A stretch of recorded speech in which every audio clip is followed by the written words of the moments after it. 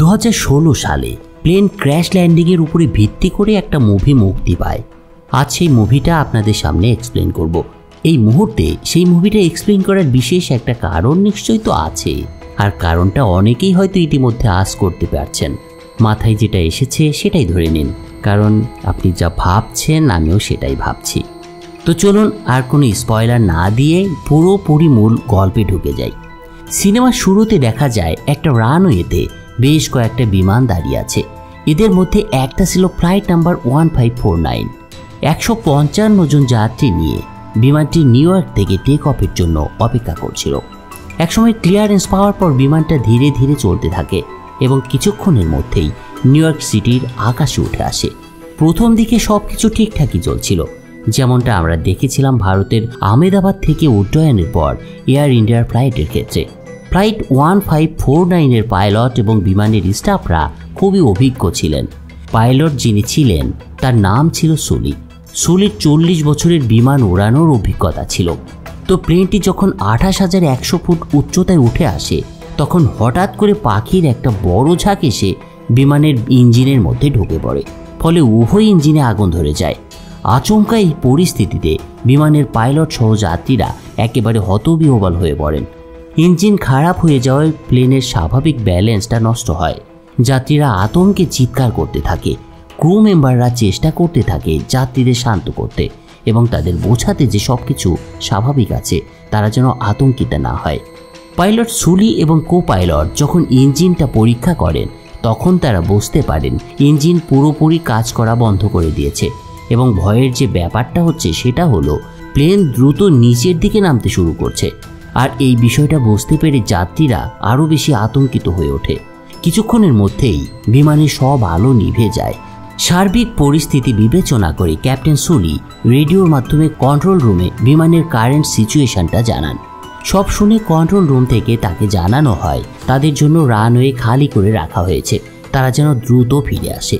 কিন্তু সুলি বলেন, ইঞ্জিনের যে কন্ডিশন তাতে আমরা পৌঁছাতে পারবো না, আমাদের হাডসন নদীতেই অবতরণ করতে হবে। আমরা জানি নিউ ইয়র্ক শহরটা হাডসন রিভার সংলগ্ন আমেরিকার অন্যতম একটা বড় শহর।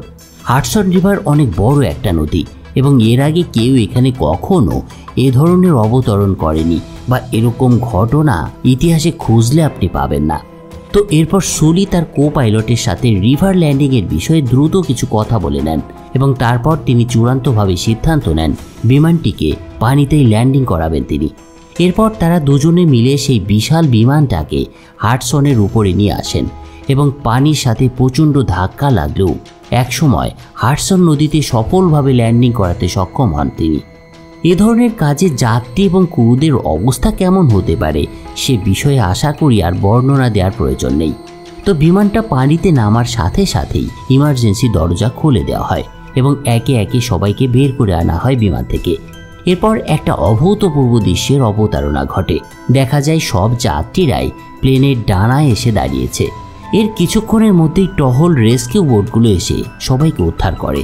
কিছুক্ষণের মধ্যে হেলিকপ্টারও চলে আসে সেখানে এবং যারা পানিতে পড়ে গিয়েছিল তাদেরকে উদ্ধার করা হয়। আর শেষ পর্যন্ত সুলির প্রচণ্ড ঝুঁকি নেওয়ার মানসিকতা, অভিজ্ঞতা এবং সাহসিকতার কারণে সব যাত্রী প্রাণে রক্ষা পেয়েছিল এবং অবশেষে সুলি ও কো পাইলটও প্লেন থেকে বেরিয়ে আসতে সক্ষম হয়। নিজেদের সুস্থ দেখে এবার যাত্রীরা নিশ্চিত হয় যে তারা নিরাপদ এবং তারপর তারা তাদের পরিবারের সাথে যোগাযোগ করতে শুরু করে। এত বড় একটা দুর্ঘটনার পরেও কেউ আসলে বিশ্বাস করতে পারছিল না 155 জন যাত্রী সকলেই বহাল তবিয়তে বেঁচে আছেন। এদিকে কন্ট্রোল রুমের সেই অফিসার যিনি সুলির সাথে যোগাযোগ করেছিলেন, তিনি যখন কানেকশন হারিয়ে ফেলেন বিমানের সাথে, তখন তিনি প্রায় ধরেই নিয়েছিলেন প্লেনটা ক্র্যাশ করেছে এবং যাত্রীদের ভাগ্যে ঘটেছে মৃত্যু। এই ভাবনাই তাকে প্রচণ্ড কষ্ট দিচ্ছিল। সে যখন এসব চিন্তায় ডুবেছিল, ঠিক তখনই তার কাছে খবর আসে ক্যাপ্টেন সুলি প্লেনটাকে হাডসন নদীতে সাফল্যের সাথে অবতরণ করিয়েছেন এবং কেউ আহত হননি। এই খবরটা শুনে লোকটা কি বলবে সেই ভাষাটাই খুঁজে পাচ্ছিল না।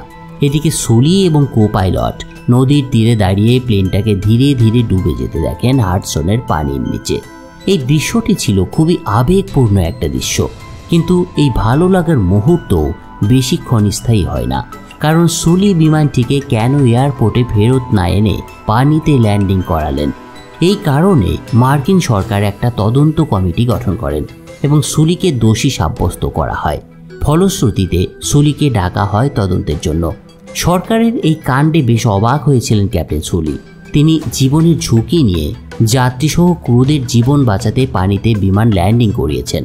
এক্ষেত্রে যেখানে তার প্রশংসা পাওয়ার কথা ছিল, কিন্তু সেখানে দেখা যাচ্ছে এই কাজ করে সে বিরাট একটা অপরাধ করে ফেলেছিল। যা হোক, তদন্ত কমিটির সামনে উপস্থিত হওয়ার পর তাকে জিজ্ঞাসা করা হয়, যখন তোমাকে ফিরে আসার নির্দেশ দেওয়া হয়েছিল সুলি, তখন তুমি কেন ফিরে আসোনি? সুলি উত্তর দেন, যখন আমি পরিস্থিতি পর্যালোচনা করলাম তখনই বুঝে গিয়েছিলাম যে আমি আর ফিরতে পারবো না। আমার হাতে সে সময় নেই, তাই আমাকে প্লেনটিকে নদীতে অবতরণ করাতে হবে। এরপর আমি আমার সিদ্ধান্ত মতোই হাডসনের পানিতে প্লেনটাকে অবতরণ করাই। এরপর তারা আবার জিজ্ঞাসা করে, তুমি কিভাবে নিশ্চিত হলে যে তুমি এয়ারপোর্টে ফিরতে পারবে না? সুলি বলেন, গত 40 বছরে আমি হাজার হাজার ফ্লাইট উড়িয়েছি। আমার অভিজ্ঞতা থেকে আমি বুঝে গিয়েছিলাম প্লেনটিকে ফিরিয়ে নিয়ে যাওয়া সম্ভব নয়। তার এই কথার প্রেক্ষিতে কমিটি জানায়, তোমার কথা হয়তো তোমার অভিজ্ঞতার আলোকে যুক্তিসঙ্গত, কিন্তু আমাদের এই পুরো পরিস্থিতিটাকে কম্পিউটারের মাধ্যমে বিশ্লেষণ করতে হবে। প্লেনের সব ডেটা এবং অন্যান্য সব কিছু কম্পিউটারে ইনপুট দিয়ে আমরা দেখতে চাই তুমি সঠিক সিদ্ধান্ত তখন নিয়েছিলে কিনা এবং সত্যি তুমি বিমানবন্দরে ফিরে যেতে পারতে কিনা। সুলির এই সাহসিকতায় তদন্ত কমিটির সদস্যরা তাকে সাধুবাদ জানালেও তারা সুলির বিরুদ্ধে কোনো প্রমাণ জোগাড় করতে পারে কিনা সেটার চেষ্টারও কোনো কমতি করছিলেন না। তাদের মনে হচ্ছিল সুলি ভালো কাজ করেছে, কিন্তু এখন তাদের বিরুদ্ধেই তদন্ত কমিটি বসে গিয়েছে। যা হোক, প্রাথমিক হিয়ারিং শেষ করে সুলি যখন হোটেলে ফিরে আসেন তখন অনেক সাংবাদিক সেখানে উপস্থিত ছিল, যারা প্রায় সকলকেই সুলিকে দোষী মনে করছিল। কিন্তু তারপরেও এরা একের পর এক প্রশ্ন করেই যাচ্ছিল কিভাবে সে এত বড় দুর্ঘটনা এড়াতে পারল। আমরা দেখেছি সেই সময় প্লেনের দুটো ইঞ্জিনই খারাপ হয়ে গিয়েছিল, কিন্তু সুলি সাংবাদিকদের এ সম্পর্কে কোনো প্রশ্নের জবাবই দেয় না। মিডিয়াতে খবর ছড়িয়ে পড়ে সুলি চাইলে প্লেনটিকে এয়ারপোর্টে ফিরিয়ে আনতে পারতেন, কিন্তু তিনি ইচ্ছাকৃতভাবে প্লেনটাকে নদীতে ল্যান্ড করিয়েছেন। সেই কারণে তার বিরুদ্ধে তদন্ত কমিটি গঠন করা হয়েছে। আর সুলির ভবিষ্যৎ আমরা দেখতেই পাবো সামনে কি হতে চলেছে তার। হোটেল রুমে ঢুকে এসব নানাবিধ চিন্তায় সুলির মানসিকতা একেবারে বিপর্যস্ত অবস্থায় হয়ে যায়। ফলে তিনি বাড়িতে ফোন করেন তার স্ত্রীর কাছে। সব শুনে তার স্ত্রী বলেন তাদের বাড়ির সামনেও অনেক সাংবাদিক নাকি জড়ো হয়েছে এবং তারাও জানতে চাইছে সুলির বিষয়ে। স্ত্রীর মুখে এসব কথা শুনে সুলি তার স্ত্রীকে শুধু এটাই বলে, সাংবাদিকদের সামনে সে যেন কোনোভাবেই না যায়। এরপর সুলি তার কো পাইলট আইজ্যাক্সের সাথে দেখা করতে যায়। কিছুক্ষণ পর দুজনে রাস্তায় বেরিয়ে পড়ে হাঁটার জন্য। তার সাথে কথা বলতে বলতে সুলি বলতে থাকে, আমি গত 40 বছরে হাজার হাজার ফ্লাইট চালিয়েছি, লাখ লাখ মানুষকে এক জায়গা থেকে আরেক জায়গায় সেফলি পৌঁছে দিয়েছি, কিন্তু আজ আমাকে মাত্র 8 মিনিট 20 সেকেন্ডের জন্য বিচার করা হচ্ছে। কেন আমি কন্ট্রোল রুমের কথা না শুনে প্লেনটাকে নদীতে নামালাম? শুধু এই কারণে। ভাবতে পারো একবার। সুলির কথার পরে কো পাইলট বলে, একবার কম্পিউটারাইজ রিপোর্ট এলে প্রমাণ হয়ে যাবে আপনি সঠিক সিদ্ধান্ত নিয়েছিলেন কিনা। এই কথা সত্ত্বেও সুলি খুব কষ্ট পায়, কারণ সবাই তার উপরে সন্দেহ করছে। তাই সে ভাবতে শুরু করে, যদি সে নদীর পরিবর্তে শহরের দিকে প্লেনটা নিয়ে যেত এবং যদি রানওয়ে পর্যন্ত পৌঁছাতে না পারত তাহলে কি হতো? তাহলে হয়তো প্লেনটি কোনো বিল্ডিংয়ে ধাক্কা খেয়ে ভেঙে পড়ত এবং সব যাত্রী মারা যেত। তাই সে যা করেছে ঠিকই করেছে, তবে এসব চিন্তার কারণে সে মানসিকভাবে খুবই অশান্ত হয়ে উঠছিল। এরপর আবার পরের দিন তাকে তদন্ত কমিটির ডাকে হাজির হতে হয়। তদন্ত কমিটির এক সদস্য এবার তাকে জানায়, পাখির সঙ্গে ধাক্কা লাগার পরেও প্লেনের বাম ইঞ্জিনটা একদম সঠিক ছিল, চাইলে সেই প্লেনটিকে ফিরিয়ে আনতে পারত।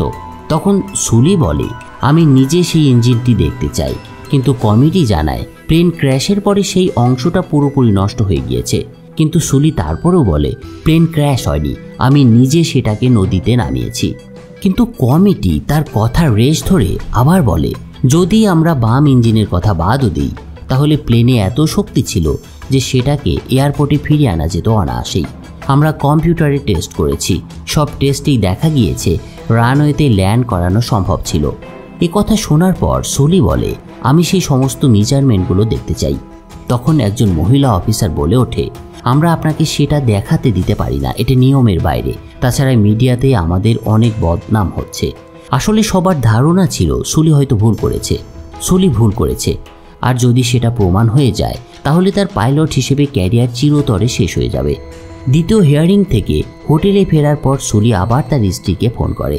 সে তাকে জানায় যতদিন না তদন্ত শেষ হচ্ছে ততদিনের জন্য তাকে রিটায়ারমেন্ট দেওয়া হয়েছে এবং সে কোনো পেনশন পাবে না। এই খবরে সুলির স্ত্রী খুব চিন্তিত হয়ে পড়েন, কিন্তু তারপরও তিনি বলেন, তুমি তো এখন মিডিয়াতে হিরো, তদন্ত কমিটিকেও এটা মানাতে হবে যে তুমি ভুল করনি। আসলে কিছু টিভি শো সুলি এবং তার টিমের সাক্ষাৎকার নিয়েছিল এবং তাদের কাজের প্রশংসাও করেছিল, কিন্তু ভেতরে ভেতরে সুলি খুব চিন্তিত হয়ে পড়েছিল, কারণ সে তদন্ত কমিটির থেকে ক্লিন চিট চাচ্ছিল যাতে সে আবার তার ফ্লাইট চালাতে পারে। এজন্য সে তার এক সিনিয়র অফিসারকে একসময় ফোন করে এবং তাকে অনুরোধ করে যে আবার কম্পিউটার টেস্টটা রিঅ্যারেঞ্জ করতে। অর্থাৎ সে এবার নিজের চোখে সেই পরিস্থিতিটা দেখতে চায় যে সে সত্যি ভুল করেছিল নাকি কম্পিউটারই সঠিক রিডিং দিচ্ছে। এবার তার অনুরোধটা মঞ্জুর করা হয় এবং তদন্ত কমিটির সদস্যদের সামনে আবার সেই সিচুয়েশন তুলে ধরা হয়, যেখানে দুটো স্ক্রিন দেখা যাচ্ছিল এবং সেখানে দেখানো হচ্ছিল দুই কম্পিউটার মডেল একই পরিস্থিতির মুখোমুখি হয়েছে যেটা সুলির সামনে হয়েছিল। প্রথম প্লেনের কম্পিউটারাইজ টেস্টে দেখা যায় প্লেন নিরাপদে এয়ারপোর্টে ল্যান্ড করেছে। অনুরূপভাবে দ্বিতীয় পাইলটও সেই পরিস্থিতিতে রানওয়েতে ল্যান্ড করাতে সক্ষম হয়। অর্থাৎ এর মাধ্যমে এটা প্রমাণ হয়ে যায় যে সুলি সত্যি ভুল করেছিল সেদিন। টেস্ট দুটোর রেজাল্ট দেখে সুলি এবার কিছুক্ষণের জন্য চুপ হয়ে যায়, কিন্তু নিজের আড়মোড়া ভেঙে সে একসময় বলে ওঠে, আপনারা যে পাইলটদের ব্যবহার করেছেন তারা মানুষের মতো কাজ করেনি। তারা তো পরিণতি না ভেবে পাখির ধাক্কার পরপরই প্লেন ফিরিয়ে এনেছে। বিষয়টা এমন যেন তারা বাজারে দুধ আনতে গিয়েছিল আর দুধটা কিনে সরাসরি বাসায় ফিরে এসেছে। কিন্তু বাস্তবে পাখি ধাক্কা মারার পরেও যখন আমরা বুঝলাম আমাদের দুটো ইঞ্জিনই খারাপ হয়ে গিয়েছে, তখন আমাদের সামনে অনেক কঠিন পরিস্থিতি এসেছিল। খুব খারাপ পরিস্থিতির মুখোমুখি হতে হয়েছিল আমাদের। যদি আপনি এটাকে মানুষের ভুল বলতে চান তাহলে এটাকে মানুষের মতো করেই বিবেচনা করা উচিত। কম্পিউটার তো মানুষ নয়, আর এই কম্পিউটারের পেছনের অংশে কোনো যাত্রীও নেই। তাহলে তারা কিভাবে জানবে একজন মানুষের প্রাণ কিভাবে বাঁচানো যায়? তাদের শুধু আদেশ দেওয়া হয়েছে ফিরে আসার, তাই তারা সঙ্গে সঙ্গে ফিরে এসেছে। কিন্তু সেই মুহূর্তে যখন আমাদের প্লেনের সঙ্গে পাখির ধাক্কা লাগে তখন আমরা আতঙ্কিত হয়ে পড়েছিলাম। আর সে সময়ের অনুভূতি এই কম্পিউটারগুলো বুঝতে পারবে না, কারণ এগুলো লাইট ল্যান্ডিং করেছে এবং তারা জানে যে তাদের কারণে কেউ মারা যাবে না। এসব যুক্তির পরেও তদন্ত কমিটি সুলির কোনো কথাই মানতে চাইছিল না। তারা সুলিকে ভুল প্রমাণ করতেই ব্যস্ত ছিল। যখন তারপর সুলি জিজ্ঞাসা করে যে পাইলটদের সিদ্ধান্ত নেওয়ার জন্য কত সময় দেয়া হয়েছিল, তখন এক অফিসার বলেন 35 সেকেন্ড। এ কথার পর সুলি উত্তর দেয়, এত বড় সিদ্ধান্ত নেওয়ার জন্য মাত্র 35 সেকেন্ড, অথচ আমরা নিয়েছিলাম প্রায় 300 সেকেন্ড, মানে 5 মিনিটের কাছাকাছি। এই কথার উপরে ভিত্তি করে আবার কম্পিউটারাইজ টেস্ট করা হয় এবং এবার পাখির ধাক্কার পর পাইলটদের 380 সেকেন্ড, মানে প্রায় 6 মিনিট সময় দেওয়া হয় রানওয়েতে ফিরে যাওয়ার জন্য। কিন্তু দেখা যায় এবার সেই প্লেন ক্র্যাশ করে যায়। তখন উপস্থিত সবার মনে হয় পাইলট সুলি সঠিক সিদ্ধান্তই নিয়েছিলেন। সবাই তার কথায় এবার বিশ্বাস করতে শুরু করে। এরপর এক অফিসার সবাইকে হেডফোন পরতে বলেন যাতে তারা সিভিআর শুনতে পারে। সিভিআর মানে হলো ককপিট ভয়েস রেকর্ডিং, যেখানে দুর্ঘটনার সময় পাইলট এবং কো পাইলটের কথাবার্তা রেকর্ড হয়ে যায়। তো সেই রেকর্ড চালানো হয় এবং সবাই শুনতে পায় পাখি কিভাবে প্লেনে ধাক্কা মারে, সেই সময় কি কি কথা হয়েছিল এবং যখন কন্ট্রোল রুম থেকে তাদেরকে ফিরে আসার নির্দেশ দেওয়া হয়েছিল তখন প্লেনটি এতটাই নিচুতে ছিল যে রানওয়েতে ফেরত যাওয়া সত্যিই সম্ভব ছিল না। তখনই পাইলট সুলি বুঝতে পারেন তারা ফিরতে পারবেন না এবং প্লেনটিকে নদীতেই ল্যান্ড করানোর সিদ্ধান্ত নেন তিনি। এটাই ছিল একদম সঠিক সিদ্ধান্ত, আর এই সিদ্ধান্তের জন্যই 155 জন যাত্রীর প্রাণ রক্ষা পায়। এই রেকর্ডিংটা শোনার পর সুলি এবং তার সহকারী রুম থেকে কিছুক্ষণের জন্য বেরিয়ে আসেন। একটু বিরতি নেওয়া হয় এবং আবার এক সময় তাদের ভেতরে রাখা হয়, আর তারপর শুরু হয় আবার হিয়ারিং। তদন্ত কমিটির এক মহিলা অফিসার জানান যে তারা এখন নদী থেকে সেই দ্বিতীয় ইঞ্জিনটি উদ্ধার করেছেন এবং দেখা গিয়েছে সত্যি ইঞ্জিনটি পুরোপুরি নষ্ট হয়ে গিয়েছে। সুতরাং সুলির সিদ্ধান্ত একদমই সঠিক ছিল। যদি তিনি এমনটা না করতেন তাহলে প্লেনে থাকা 155 জন যাত্রীর কেউই আজ বেঁচে থাকতো না। এসব কথাবার্তার মাধ্যমে মূলত সুলিকে বেকসুর খালাস দেওয়া হয়। এরপর পুরো পরিস্থিতিটা শান্ত হওয়ার পর সুলি বলে, আসলে আমি একা এই কাজ করিনি, আমাকে কখনোই এই কাজের কৃতিত্ব একা একা ভোগ করতে দেওয়া উচিত নয়। কারণ আমার সহকারী স্নেক, বিমানবালারা যারা পানির মধ্যে আমাদেরকে উদ্ধার করেছিল এবং পাশে থাকা পুলিশ, তাদের সকলের প্রতি আমি কৃতজ্ঞ এবং এতগুলো প্রাণ বাঁচানোর জন্য এই প্রত্যেকটা মানুষেরই যথাযথ মূল্যায়ন করতে হবে। মূলত সুলির এই বেকসুর খালাস পাওয়ার মাধ্যমেই শেষ হয় সুলির গল্প। মুভির একেবারে শেষে আমরা প্রকৃত সুলিকে দেখতে পাই, আর তাকে দেখানোর মাধ্যমেই শেষ হয় সিনেমার পরিসমাপ্তি।